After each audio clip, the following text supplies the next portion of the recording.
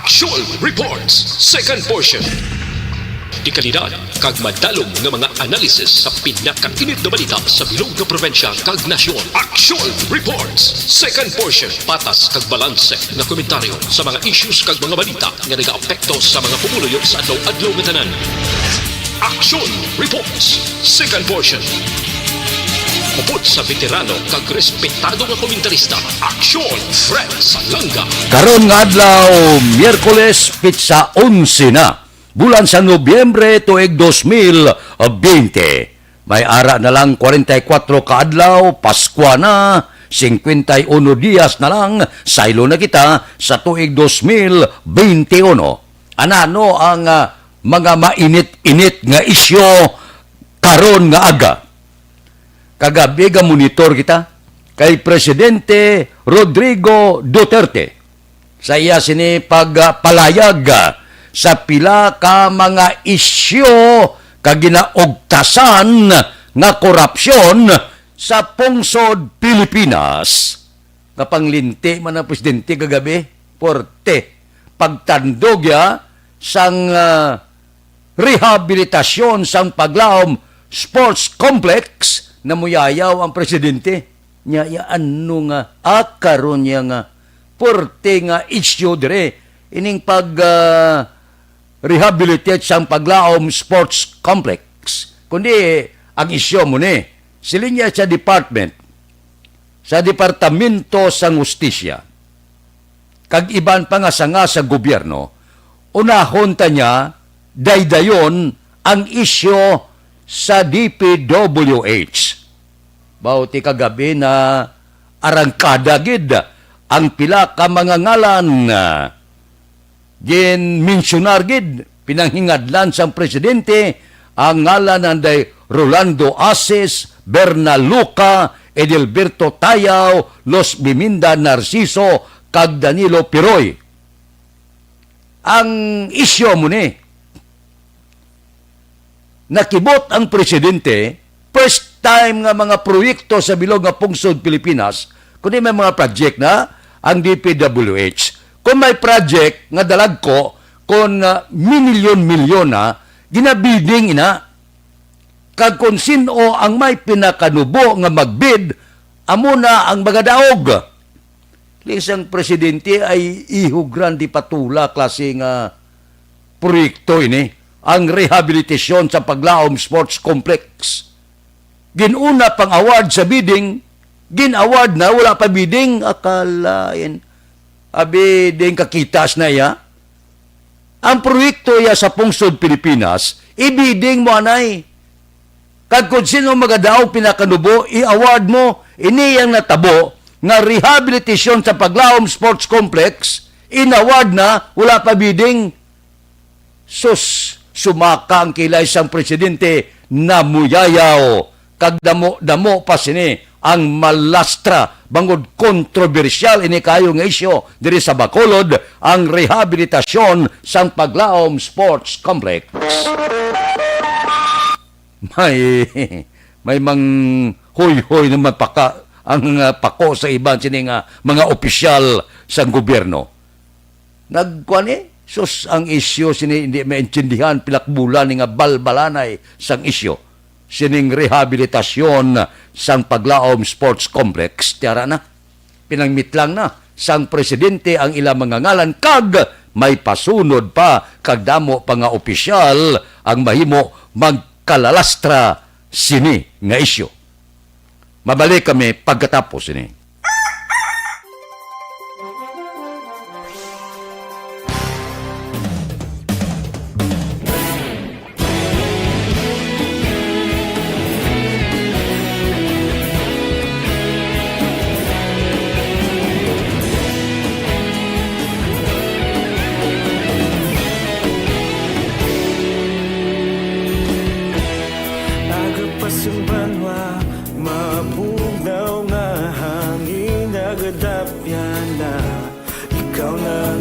Pamatian namon ginasanligan tingog sang probinsya kamatuuran ginapalap na minsay nga may dala paglaom kag kasanag. Tinuig na nagligan, ikaw gihapon ang ako nga istasyon. Sa pagbudlak sang adlaw, sa pagtuhaw sang biton, mga balita nga dala inspirasyon. Aksyon radyo, bakolod man sa gihapon. Padayon Aksyon radyo, bakolod saludo sa imo. Padayon Aksyon radyo, salamat sa pagserbisyo. Patas kag balanse, patuod nga mensahe, wala sang hinadang piligan. Padayon Aksyon radyo.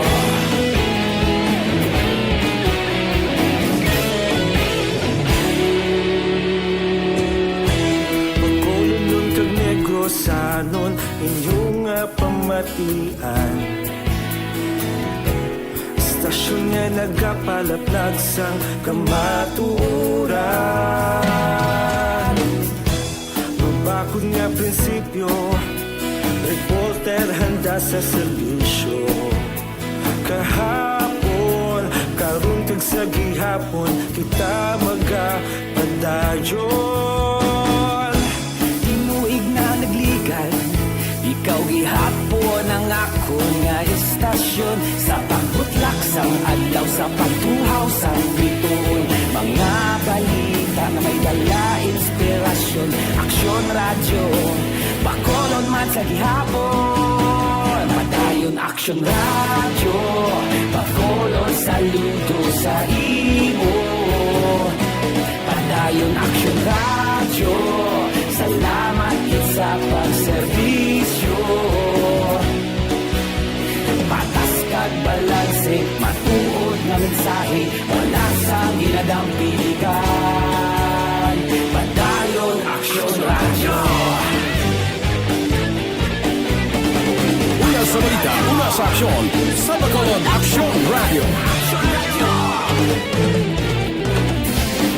Una sa balita, una sa aksyon, sa Bacolod Aksyon Radio. Kita ulog na na'y sagsag anong ang kahintangan. Responsable na pagbalita, pagdayon na ipalangan.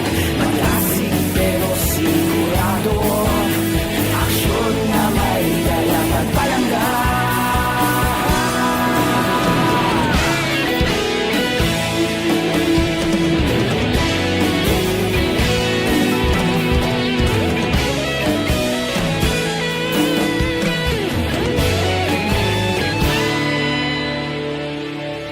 Padayon Aksyon radyo, bakolod saludo sa imo. Padayon Aksyon radyo, salamat gid sa pagserbisyo. Padayon Aksyon radyo, bakolod saludo sa imo. Padayon Aksyon radyo, salamat gid sa pagserbisyo. Patas kag balanse, matuod na mensahe, wala sang ginadampigan. Padayon Aksyon radyo.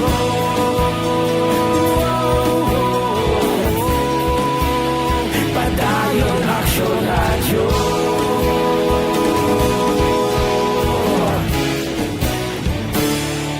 Padayon Aksyon radyo.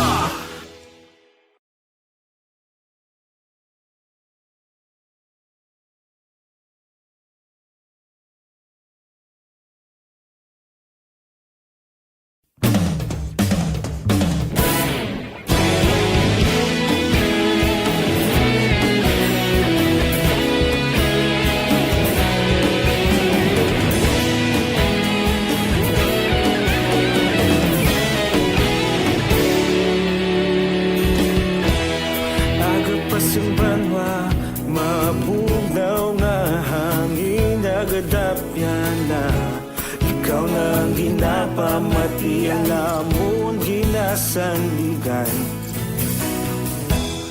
Tingog sang probinsya, kamatuuran ginapiligan. palap na mensahe nga may dala paglaom kag kasanat.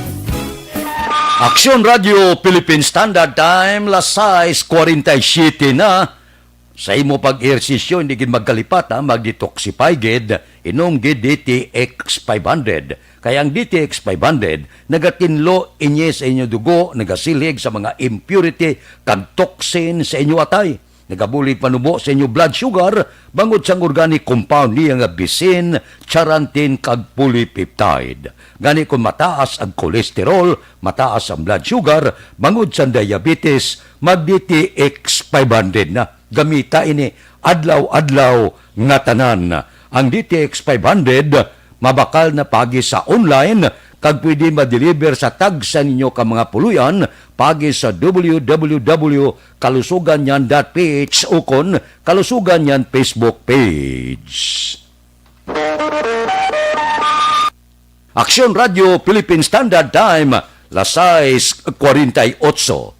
Madamo ang nagapamangkot kung ano ining ginapamuyayaw sang presidente ining rehabilitasyon sang Paglaom Sports Complex.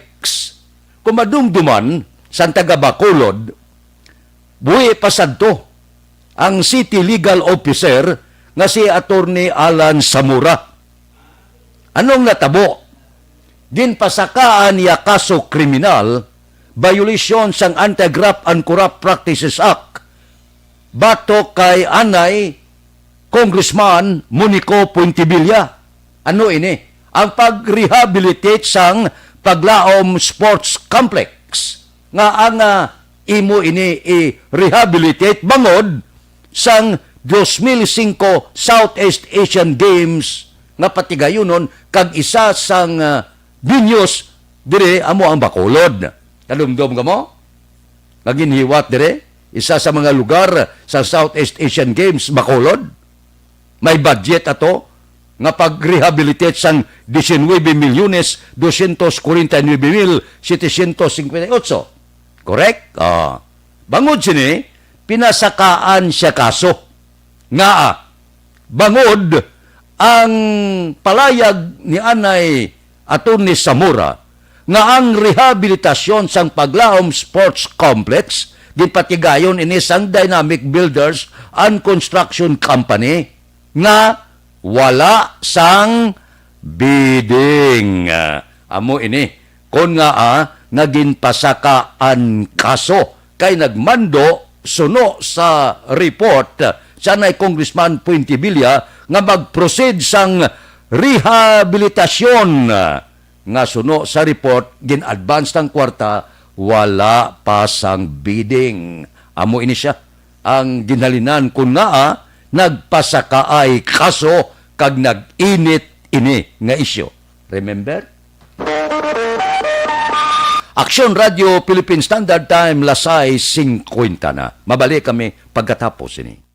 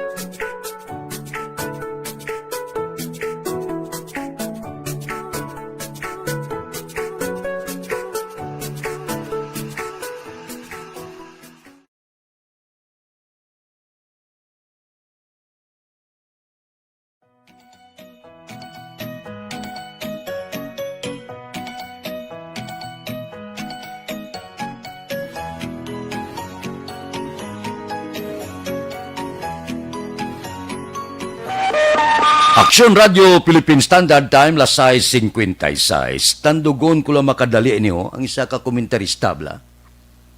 Primero nga paglutang sa iya, wala sa matapat, baogin liwat pagid, patay gid. Sang 2016, ini si Virgilio Maganes, ginlutang sang riding in tandeman. Pero, wala siya mapatay. Gasakay sa sadto sa tricycle sang lutangon. Pero, ikaduha nga kahigayunan, riding in tandem gihapon, dira sa Pangasinan, kahapon sang aga. Patay gid. Napuruhan gid siya. Puerte, no? Komentarista sa isa ka radio station ang DWPR. Di karon nagtukod na 10% kapulisan imbestigaron ang kamatayon sa isa ka komentarista. Masulod na ko tali sa compound nila. Inagyan sang riding in tandem kag postdakan anom ka lutanggid. Patay ang pobre nga komentarista. Anong gidayan ang sala ning komentarista nga ni nga kadua tuyoon, una nakaluwas, ikadua patay gid. Ano man? Amo nang kisabla ang aton nga sintensya sa aton mga kaupod. Duwa lang ka bagay nimo. Kung daw medyo na umul-umul gin tao sa imo, duwa lang ka bagay kung di kay ko sar libel, lutangon niya ka. Amo ning aton balatian gid, amo ning makatalagam nga trabaho. O galing, amo na masiling ko, patyon mong isa ka komentarista, sa kalibo pa nang mabulos saya, damo pang gahula to, nga masulod sa radyo ka mangin komentarista. So, hindi mo na mapapas sa komentarista ya, patyon mo duha, masulod ang 200. Pero, galing mo lang na, medyo kulkulbaan man juta, impila naton ka mga utod, labi na gid kung sungaran ka, labi na gid ko ng balbal mo. Amo na kung komentarista ka, kung nara sa gobyerno, pwede ro. Balon, kay manti, ikaw ka sweldo sa ila, tao ka sweldo mo. Hindi mo lang agad dilabot ang mga pribado nga tao, kay laban-laban, basi kon madisgrasya ka, kay kabudlayo. Kung matuod na ginhambal mo, sakit man pamatian. Kung isla kabalos sa imo, kayo lang sa microphone, balang ibalos nila. Di kon mapuruhan ka, untay tikod mo. Aksyon Radio Philippine Standard Time, lasay 58. Mabalik kami pagkatapos ini.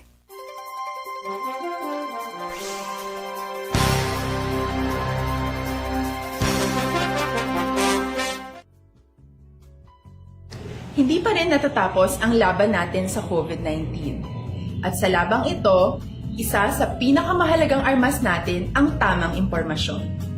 Importanteng maalam tayo kung paano ba natin mababawasan ang tsansang mahawaan tayo ng COVID-19. Pero, ano nga ba ang alam natin ngayon tungkol sa pagkalat ng COVID-19? Base sa kasalukuyang pag-aaral, ang COVID-19 ay sumasama sa droplets sa tuwing may umuubo, bumabahing, kumakain, nagsasalita, o kahit sa paghinga.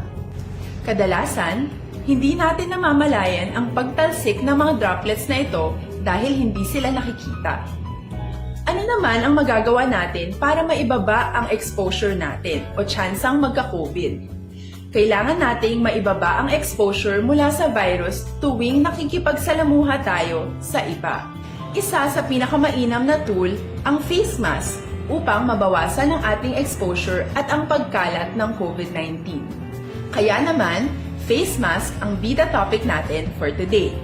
Binabawasan ng mask ang tsansang makahawa at makapanghawa tayo sa ibang tao. Ayon sa current studies, kaya nitong bawasan ang ating risk of infection ng 67%. Ngayon, napakadami ng face mask na available para sa atin. Ika nga options, options, options. So, how do you get to decide which one to use?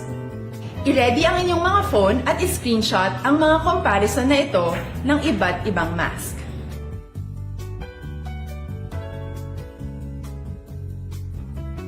Ngayon, alam na natin na maaari tayong gumamit ng cloth mask. Alalahanin po na hindi pwedeng i-side A at side B ang cloth mask.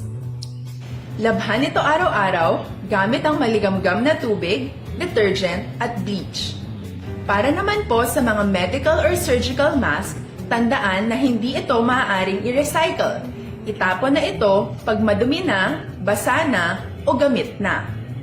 Samantala, ilaan naman po natin ang mga N95 mask para sa ating mga healthcare workers na patuloy na nakikipaglaban sa COVID-19. Huwag din po natin kalimutan na hindi natin nirerekomenda ang paggamit ng N95 respirators with valve. Habang kaya nitong protektahan ka sa virus, hindi naman ito mapoprotektahan ang mga tao sa paligid mo, lalo na kung may sakit ka. Of course, face masks are not enough to protect us. It should still be coupled with other preventive measures. According to studies, kung magsuot ka lang ng mask at didistansya ng at least 1 metrong layo sa iba, mababawasan na agad ang tsansa mong makahawak at mahawaan, kaya ituloy lang natin ang pagprotekta sa ating mga frontliners at komunidad sa pamamagitan ng pagiging bida. B. Bawal walang mask. I. Isanitize ang mga kamay at iwas hawak sa mga bagay. D. Dumistansya ng hindi bababa sa 1 metro. At A. Alamin ang tamang impormasyon. Lahat tayo ay may responsibilidad sa isa't isa na bawasan ang risk nating makuha ang virus. Ang pagsunod sa ating minimum health standard ay isa ring paraan para sabihing nirerespeto kita at gusto ko pareho tayong ligtas. Ang mas agarang pagsasabuhay ng B, I, D, A ay makakatulong sa mas mabilis nating pagbalik sa malusog na bayan. Muli, ako po si Dr. Beverly Ho. Lagi po nating tandaan, sa panahon ng pandemya, bida ang may alam.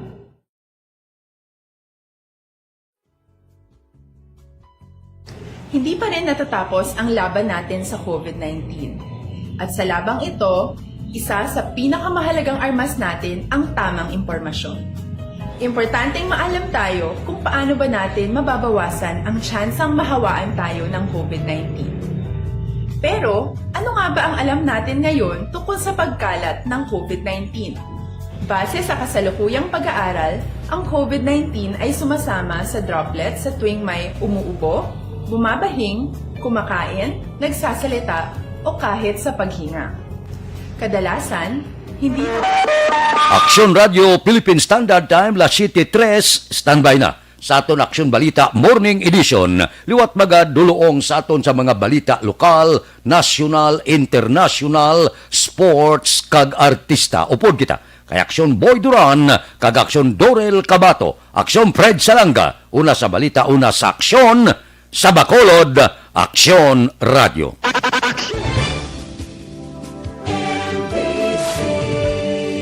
Manila Broadcasting Company. Sa balita, komentaryo, issue, serbisyo publiko. Sa Bacolod, Aksyon Radio.